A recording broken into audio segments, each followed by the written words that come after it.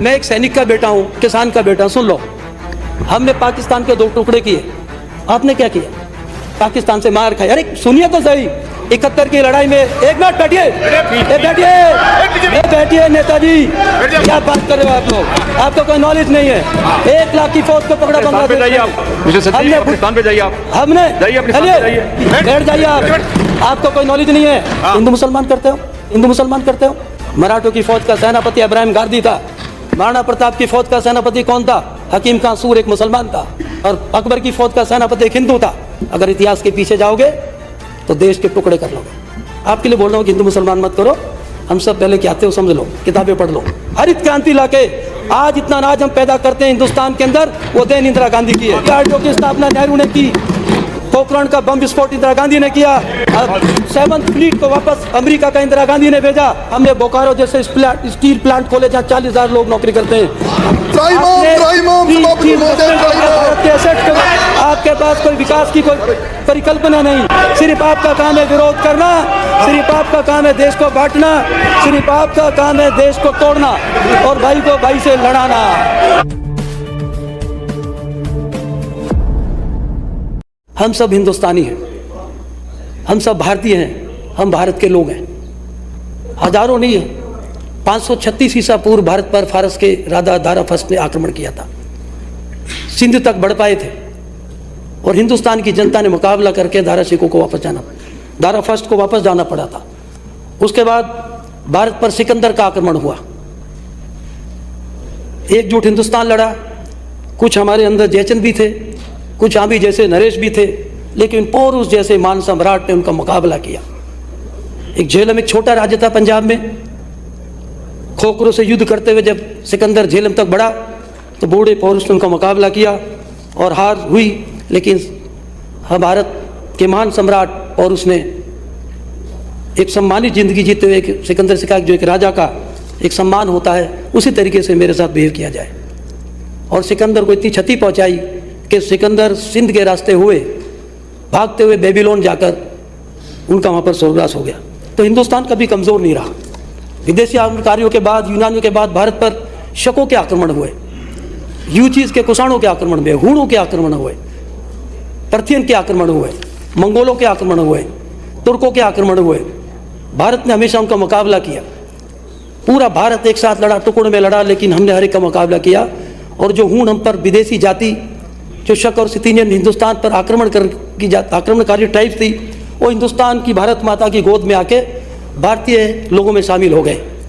और फिर जब भी इस भारत माता के यहाँ इतना प्यार मिलता है, जो भी विदेशी आक्रमणकारी आया और वो यहाँ पर रह के इसी भारत की संस्कृति में घुल मिल गया, उसने हर विदेशी का मुकाबला किया। हम हिंदुस्तान में अगर हम आज आपस में बढ़ते रहेंगे, कोई हिंदू रहेगा, कोई मुसलमान रहेगा, कोई सिख रहेगा, तो हमारा देश कमज़ोर होगा।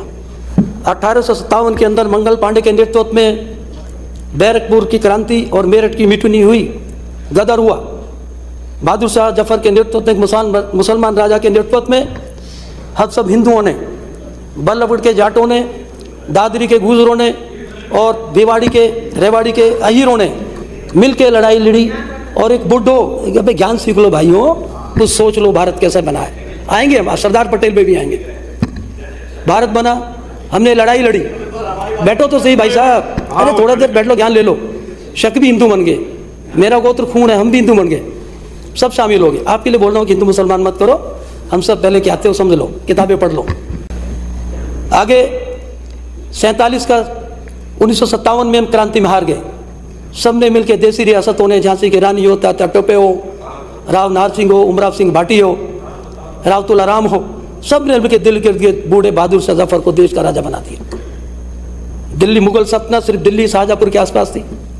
हम लड़ाई हार गए। 1857 से लेकर 1947 तक 90 साल के बाद देश आज़ाद हुआ।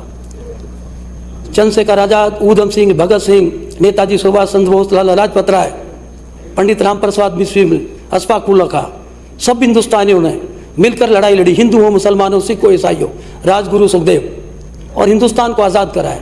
अंग्रेजों ने हमें एक टूटा भारत दिया, भारत के 2 टुकड़े कर दिए, पाकिस्तान जैसा एक नया देश बना दिया।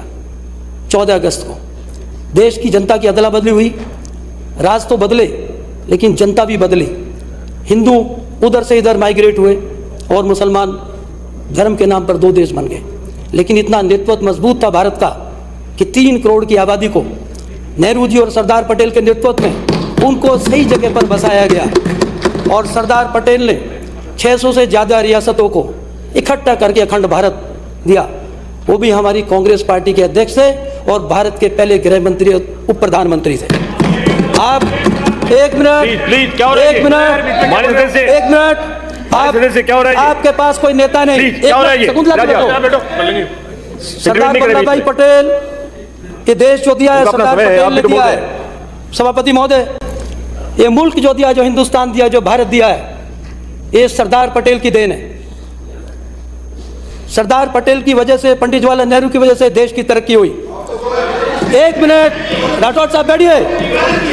नो, कोई विभाजन नहीं। आपने सरदार पटेल कांग्रेस के गृह मंत्री थे, नेहरू जी के नेतृत्व में देश के एकीकरण किया, प्री विपर्स बंद किए, राजाओं को जोड़ के भारत को बनाया, इतना बड़ा हिंदुस्तान दिया, कश्मीर से कन्याकुमारी तक हिंदुस्तान। बंटवारा जो किया उसमें अंग्रेजों ने किया और हिंदुस्तान के जो राजनीतिक लोग थे, जो आज आप लोग आपस में कांग्रेस बीजेपी कर रहे हो, हिंदुस्तान की हार अगर पानीपत की लड़ाई में मराठों के साथ गद्दारी नहीं होती, मराठों की फौज के हिंदू मुसलमान करते हो, मराठों की फौज का सेनापति इब्राहिम गांधी था, महाराणा प्रताप की फौज का सेनापति कौन था? हकीम खां सूर एक मुसलमान था, और अकबर की फौज का सेनापति एक हिंदू था। अगर इतिहास के पीछे जाओगे तो देश के टुकड़े कर लोगे। सरदार वल्लभ भाई पटेल ने कश्मीर को हिंदुस्तान में कबायली फौज के साथ में कंगन में मुस्लिम गुजरों की फौज बना के पाकिस्तान के कबायलियों को खदेड़ा। लिखा हुआ है, जाके पढ़ो आईने कश्मीर के अंदर। सरदार वल्लभ भाई पटेल ने निज़ाम हैदराबाद को भारत में शामिल किया, जूनागढ़ को भारत में शामिल किया, सारी देशी रियासतों को जोड़ के एक हिंदुस्तान बनाया। वो भी एक किसान का बेटा था। जो हमको हमारे शहीदों ने, हमारे उन क्रांतिकारी, उन नेताओं ने जो एक सुंदर हिंदुस्तान दिया है, उसको हम हिंदू मुसलमान में नहीं बांटे, उसको हम सिख ईसाई में नहीं बांटे, हम सब हिंदुस्तानी हैं। एक कांग्रेस बीजेपी मत बांटो। आज से 1947 पहले, 80 से पहले बीजेपी नहीं थी। सदियों का हिंदुस्तान है, हमें आगे भी चलना है। हमें जब तक हिंदुस्तान को कायम रखना है, हमारे मतभेद हो सकते हैं, आप लोग हमारे बात करें, वो भी अपनी आपस में मतभेद नहीं होने चाहिए, यदि बजट पे मानने नहीं चाहिए किसी भी। बैठ जाइए आप, आपको कोई नॉलेज नहीं है। आप अटल बिहारी वाजपेयी जी का 77 का भाषण पढ़ो। कहाँ पर गए आप कभी? अफगानिस्तान, विदेश मंत्री थे, क्या कहा था उन्होंने अफगानिस्तान के पार्लियामेंट में? कनिष्क होटल के अंदर ठहरे थे। गए हो कभी अफगानिस्तान? गए हो क्या? जाएंगे भी नहीं, जाना, एक मिनट जाना।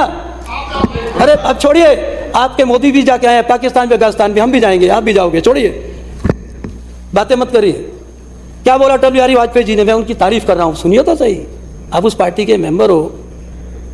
उन्होंने कहा था कि कनिष्क होटल, कनिष्क तो भारत का राजा था, तो क्या कनिष्क, तो अटल जी ने स्पीच दी थी कि भाई कनिष्क तो हमारा पुरखा था।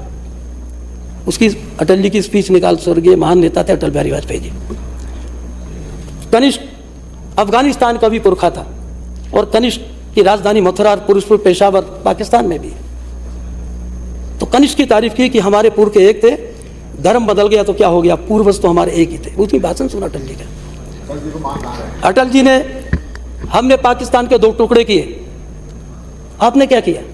पाकिस्तान से मार खाई। अरे सुनिए तो सही, 71 की लड़ाई में, एक मिनट बैठिए, बैठिए नेताजी, बैठिए। सभापति महोदय को बैठाइए, मैं इनको ज्ञान दे रहा हूँ। सभापति महोदय को बैठाइए। अरे बैठिए यार, आप बैठिए प्लीज। सुनिए, 71 की लड़ाई में इंदिरा गांधी ने पाकिस्तान के 2 टुकड़े किए। वो कांग्रेस की प्रधानमंत्री दुर्गा थी, अटल जी ने दुर्गा बोला, दुर्गा। हमने बांग्लादेश जैसा नया देश बनाया। और समय तय कर दें, विधानसभा में कोई काम नहीं है, जोड़ी जगह भाषण। इंदिरा जी समय तय कर दें, आज तो आपने बजट क्या करा दो। बनाया? हमने बांग्लादेश जैसा देश बनाया। हमने पाकिस्तान के 2 टुकड़े किए। पाकिस्तान की 1 लाख फौज को पकड़ा, नियाजी को, जनरल अरोड़ा ने। क्या बात कर रहे हो आप लोग? आपको कोई नॉलेज नहीं है। 1 लाख की फौज को पकड़ा बांग्लादेश में। हमने भुट्टो को बुलाया शिमला समझौता करने के लिए, आपने मुशर्रफ को यहाँ पर बुलाया। करगिल कराया, शहीदों की कुर्बानी की, किसानों की जाने की। आपके परिवार में कोई फौज में नहीं होगा, आपको सैनिकों की क्या चिंता? जो इधर बैठे किसान के बेटे, टाइम दिया एक तो यार, खेती में पार्टी काम ने टाइम करता दिया, क्या है करूंगा? और एक देश पे जान देता है। अब होली दिवाली नहीं मनाते, हर देश की रक्षा करते हैं। आप बार बार हिंदू मुसलमान सिख ईसाई करते रहोगे, देश को बांटते रहोगे, देश को तोड़ते रहोगे। आप अपने उन नेताओं की बातों को याद रखो कि जिन्होंने देश को बांटा है। इंदिरा गांधी जी ने सिक्किम को कुछ सीख 22 लो, राज्य बनाया। जानकारी नहीं है तो इतिहास की बात बता रहे, सीख लो। सभापति महोदय, इंदिरा गांधी जी ने हिंदुस्तान में 22 आपके राज्य समझ बनाए। से ऊपर है ये सिक्किम बात। को चीन लेना चाहता था, चीन सिक्किम को भारत से छीनना चाहता था। इंदिरा गांधी जैसी नेता, उन्होंने सिक्किम को 22वां राज्य बनाया। उस वक्त हिंदुस्तान के अंदर 21 राज्य होते थे। इंदिरा गांधी जी ने जब भारत के अंदर गेहूं पैदा नहीं होता था, पंजाब और हरियाणा के अंदर रेगिस्तान के टिब्बे होते थे, इंदिरा गांधी ने ग्रीन रिवॉल्यूशन लाके हिंदुस्तान के हरित क्रांति लाके आज इतना अनाज हम पैदा करते हैं हिंदुस्तान के अंदर, वो देन इंदिरा गांधी की है। DRDO की स्थापना नेहरू ने की, जवाहरलाल नेहरू की कॉलेज की स्थापना नेहरू जी ने की, पोखरण का बम विस्फोट इंदिरा गांधी ने किया। अब 7th फ्लीट को वापस अमेरिका का इंदिरा गांधी ने भेजा। इंदिरा गांधी जी सी नेता अमेरिका के 7th फ्लीट से नहीं डरी। आज 2 मिनट में समाप्त। हमारे नेता सभापति महोदय, अब ये तो बोलते रहते हैं, मेरा टाइम काट दो। हम कहते हैं हमने क्या नहीं किया। हमने बोकारो जैसे स्टील प्लांट खोले जहाँ 40,000 लोग नौकरी करते हैं। आपने हिंदुस्तान जैसी कंपनियां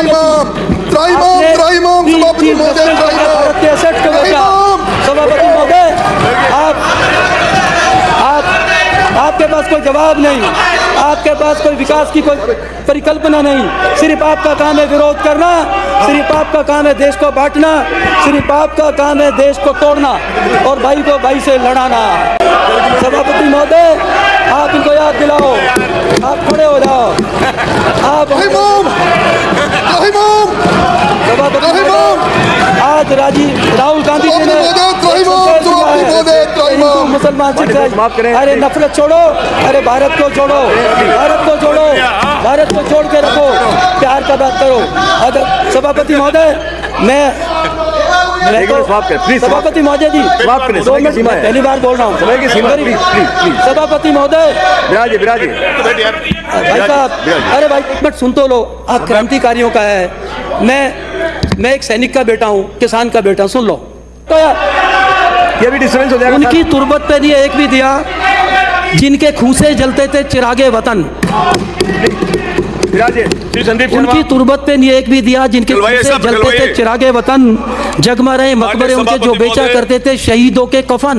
आपने मुझे जो शहीदों के कफन बेचते थे और राज्य में है, मजे ले रहे हैं। शहीदों के परिवार भगत सिंह, ऊधम सिंह, नेताजी सुभाष चंद्र बोस, सरदार पटेल, चंद्रशेखर आजाद, आप उस पार्टी के लोग हो।